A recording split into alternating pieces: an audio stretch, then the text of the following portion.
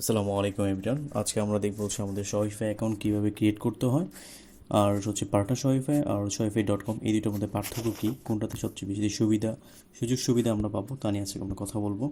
তো চলুন আমরা আমাদের কাঙ্ক্ষিত কাজটি করে আসি। তো প্রথমত আমরা দেখলাম এখানে shopify.com, এটা একটা প্রিমিয়াম প্ল্যাটফর্ম। এখানে আমরা 14 দিনের মতো আমরা ফ্রি ইউজ করতে পারি। এরপরে আমাদেরকে প্রিমিয়াম প্ল্যান কিনে নিতে হবে। আর পার্টনার shopify.com সম্পূর্ণ ফ্রি ডেভেলপমেন্টের জন্য। তো এখানে আমরা আনলিমিটেড স্টোর ক্রিয়েট করতে পারবো। একটা জিমেলের আন্ডারে 10টা সম্ভবত 10টা আমরা স্টোর ক্রিয়েট করতে পারবো। তো আমি আজকে আপনাদের একটা স্টোর ক্রিয়েট করে দেখাবো কীভাবে স্টোর ক্রিয়েট করতে হয়। জয়েন নাওতে ক্লিক করলাম। তো এখানে আমি ইমেল দিয়ে, Apple ID, Facebook account, Google account দিয়েও করতে পারি। তো আমরা গুগল অ্যাকাউন্ট দিয়ে করবো। এটা আমার গুগল অ্যাকাউন্ট জোস বাটলার। এই গুগলের সাথে এই গুগল দিয়ে আমি আমার শপিফাই অ্যাকাউন্টটা ওপেন করব।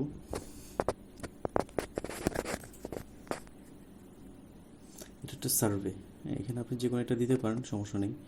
যেটা খুশি আমি এখানে আদার্স দিয়ে দিলাম। নেক্সট। এখানে কান্ট্রি অলরেডি নিয়ে নিয়েছে। নেক্সট।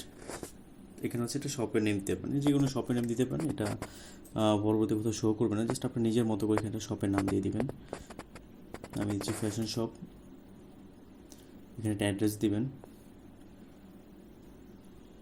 আমি আমার অ্যাড্রেসটা দিয়ে দিচ্ছি, আপনারা আপনাদের অ্যাড্রেসগুলো দিয়ে দিবেন। এখানে সিটি অ্যাড্রেস 1 দিলেই চলে, একটু দরকার নেই এখানে। অবশ্য জিপ কোডটা দিতে হবে। দেন আমরা নেক্সটে ক্লিক করব।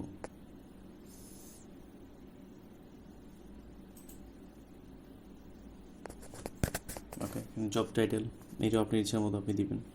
এক্সপার্ট ইন শপিফাই দিয়ে দিলাম। তারপর ফোন নাম্বার দিতে হবে একটা, আপনার ফোন নাম্বার দিয়ে দিবেন। আর পরবর্তীতে যেগুলো আছে এখানে লিঙ্কডিন প্রোফাইল, ফেসবুক, এগুলো ম্যান্ডেটেড না। তারপর ক্লিক করে দিলাম। এই আমার স্টোর ক্রিয়েট করা হয়ে গেছে। তো এখন আমি আমার স্টোরের সেট আপটা দেখবো। এখানে স্টোরে ক্লিক করলাম। ওকে, স্টোরে ক্লিক করার বলে এখন main part create a development store, আর অ্যাক্সেস টু স্টোর ম্যানেজমেন্ট। এটা ক্লায়েন্টের জন্য, ক্লায়েন্টের স্টোর আছে, এটা অ্যাক্সেস নিয়ে আমি কীভাবে কাজ করবো। আর ক্রিয়েট এ ডেভেলপমেন্ট স্টোর এখানে ডেভেলপ প্র্যাকটিস পারপাস কাজ করার জন্য আমরা এইখানে আমাদের সমস্ত প্র্যাকটিসগুলো ক্রিয়েট এ ডেভেলপমেন্ট স্টোরে কাজ করব। তো চলুন আমরা ক্রিয়েট করি ডেভেলপমেন্ট স্টোর। ওকে, তো এটা আমি মূলত করছি আমার নিজের প্র্যাকটিসের জন্য, ক্লায়েন্টের জন্য নয়। Practice purpose build, test and build দিয়ে দিলাম। তারপর এটা শপ নেম দিয়ে দিব। এটা আমার ইউআরএল হিসেবে কাজ করবে শপ নেমটা।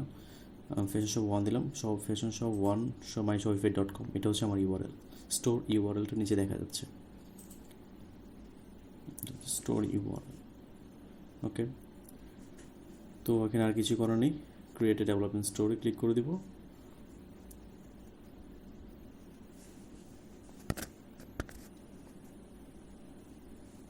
আমার স্টোরটি ক্রিয়েট হচ্ছে, একটু সময় নেবে, এটা অনেক সময় নেটের উপর ডিপেন্ড করে।